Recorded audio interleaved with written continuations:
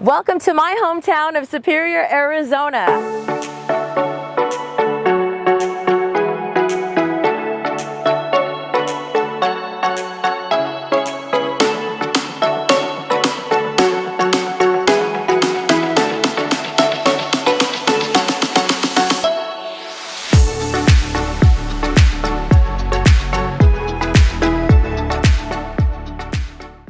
Welcome back to Arizona Barrio Stories, Latino USA TV. I'm Angie Gomez in my hometown of Superior, Arizona. Please help me give a warm welcome to my next guest, Henry Munoz. Thank you, Angie, and it's an honor and a pleasure to be invited to speak on your forum here. Well, thank you for agreeing to be here. Sure. Let's talk about when you first went into mining. How old were you? Mining, my career started right after I graduated from high school in 1973. Being from a small mining community, it was always known that once you graduated, unless you were fortunate enough to go to college and go there, you ended up working up in the mines, you know, and it was a normal thing to go work the mines. The few people that were fortunate enough to work on the surface, and then you had the others that ended up going underground. Me, myself, I come from a mining family of 5 generations that worked in the mines. So it was a natural thing for me. You know, I ended up working down there right after my birthday was in July, and I ended up working in August. I started in August. At that time, they had lowered the age down to 18 to work underground. And at that time, you had to be 21, and if you wore glasses, you couldn't work underground. So they had relaxed those requirements, and it was a whole new world for me to go down there and work in the mine. Sure. A lot of my friends worked underground. A lot of my other friends worked in the mines. Like, say, at that time, it was Kennecott, Miami, Inspiration. So, you know, Superior, we had miners all over the place. Whether you were on the surface, Kennecott, here, you worked in the mines, you know. So I worked there from 1973 to 1982. I worked in an area called the South Vein, the 3100 level, different type of ore, ground structure there, high-grade copper there. And it was a money-making place. I won't deny it. I made some good money there.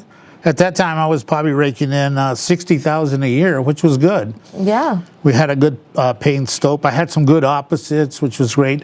Opposites are people that work in your same area when you leave. You'd work 3 shifts, day, swing, and graveyard, and you had 2 to replace you on swing and 2 on graveyard. So what you do is you get all the work combined in a 2-week work session, and then they pay contract bonus, is what they call. So you were making good money besides your hourly wage, you know. So. Sure.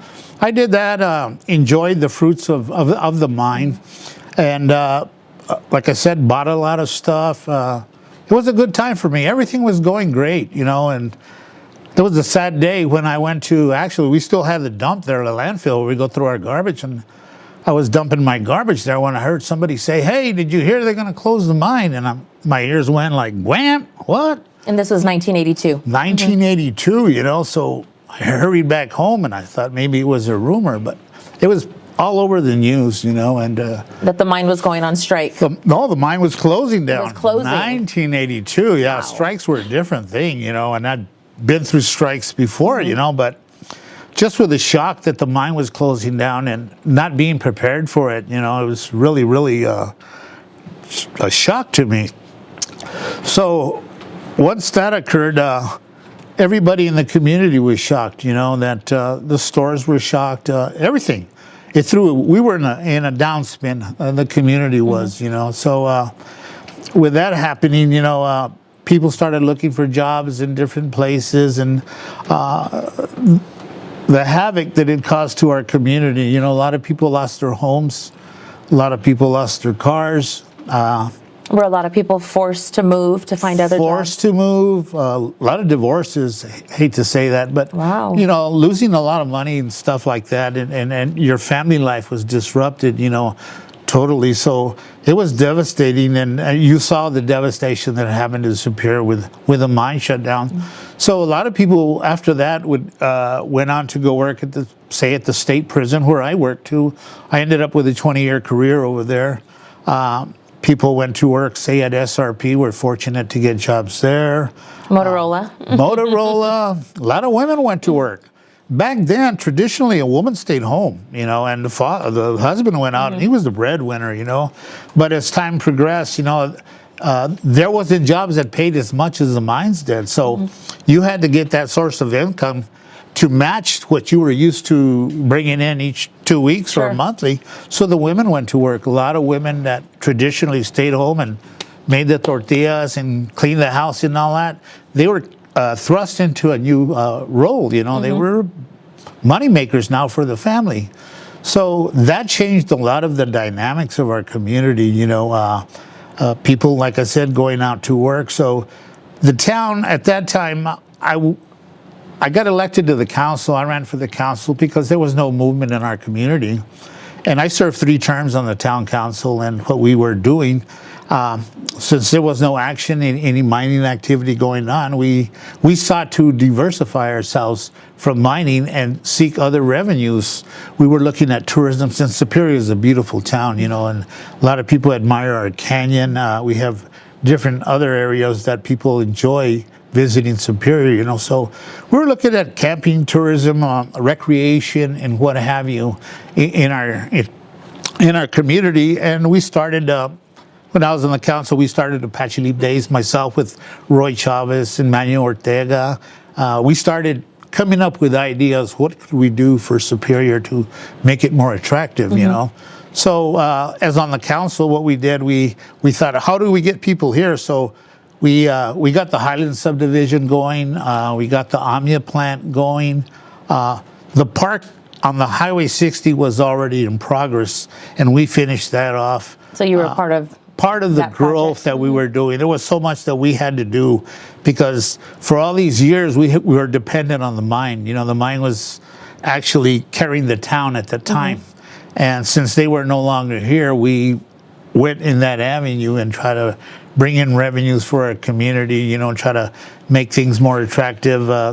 Recreation for our kids was a big thing, So we went in that direction for the sake of the community, But now we're looking at other areas that we can look to, is keeping that mode too with the recreation and attract different businesses to our community, Sure. And once when I was working, I went to go work at San Manuel while I was on the council at that time.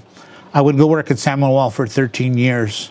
And lo and behold, in 1999, the mine shut down over there too. It's like I'm bad luck wherever I go, You just need to stop visiting those mines. Yeah, I tell you, man, I go over there, and San Manuel was a bustling community. Sure. San Manuel was basically the sister city of Superior. Magma was over there, and Magma was here. But around 1996, while I was still working there, BHP would purchase Superior, Pinot Valley, and San Manuel. So lo and behold, in 1999, lightning struck again in San Manuel. San Manuel was a little bit bigger than Superior. It was a company town. It was built by the founder who built Sun City. I forgot his name. But it was a bustling community, real nice, just like Superior, and I saw the shock in their faces when they told us, we didn't know the mine was shutting down. We got underground when there's a fire in the mine or they want you to evacuate. They call it stench. They release it into the air system that operates all the pneumatic equipment. So we got that stench, and then so what's going on here? So we go ahead to where the tool rooms are, where the man trains are at. We all load, and we're coming out. We're wondering what the heck's going on. So once we get up to the surface, Pinal County Sheriff's Department's there.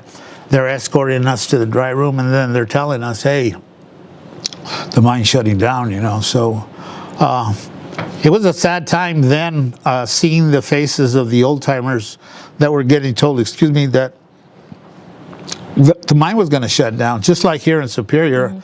It was saddening to see people with 30 years plus that Have to leave.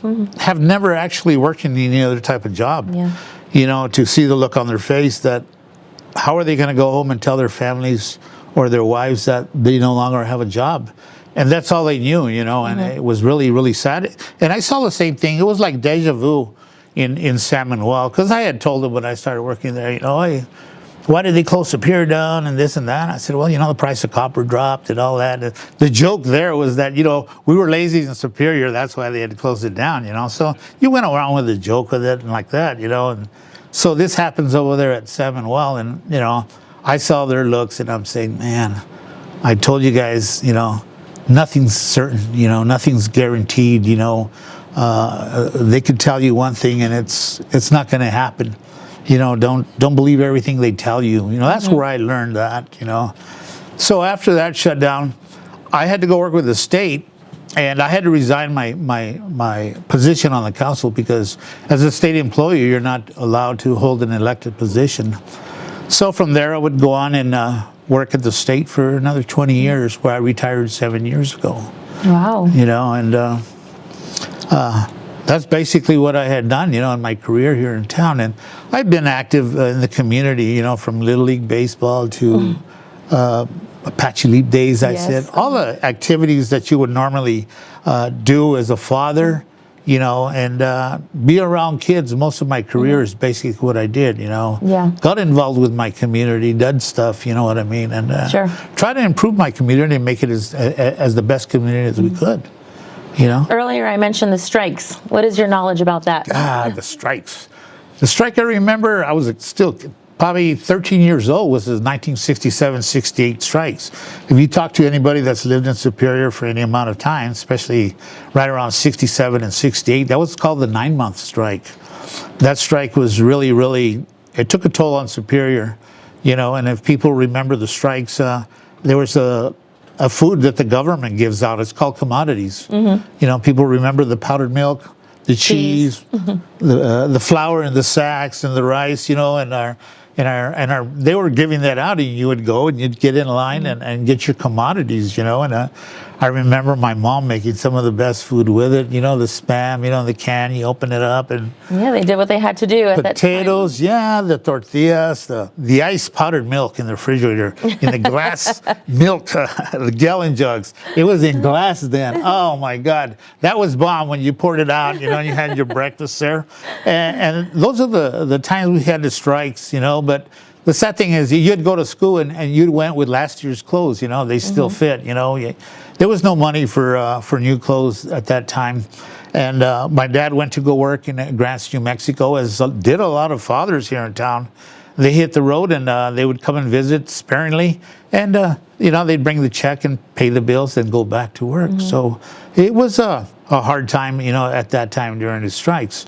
The other one was in '82. I was a union official then here with the steelworkers. And the big strike was going on up there in Morenci, Clifton, where I had a chance to go up there and be with the strikers and show support. I was only 27 at the time, and sad to say that they were actually the company was able to break the strike up there, break the unions is what it was, because I'd always been a union man all my life, an organizer, a representative, or what have you, but that took place, and I saw the anguish and the sadness and all the people up there, Morenci and Clifton.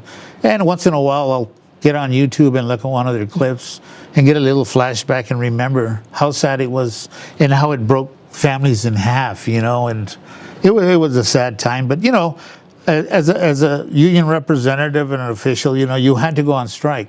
My dad always told me, mijo, las minas no te dan nada. You got to work for it. So if people say, well, the mines give you this, no, they don't. We work for it. And sad to say, I'm 70, but I have a lot of friends that got killed in mining accidents. It was so sad. I don't want to mention any names because I don't want to bring back any memories, but a lot of friends, a lot of fathers, that had died, putting food on the table for their families.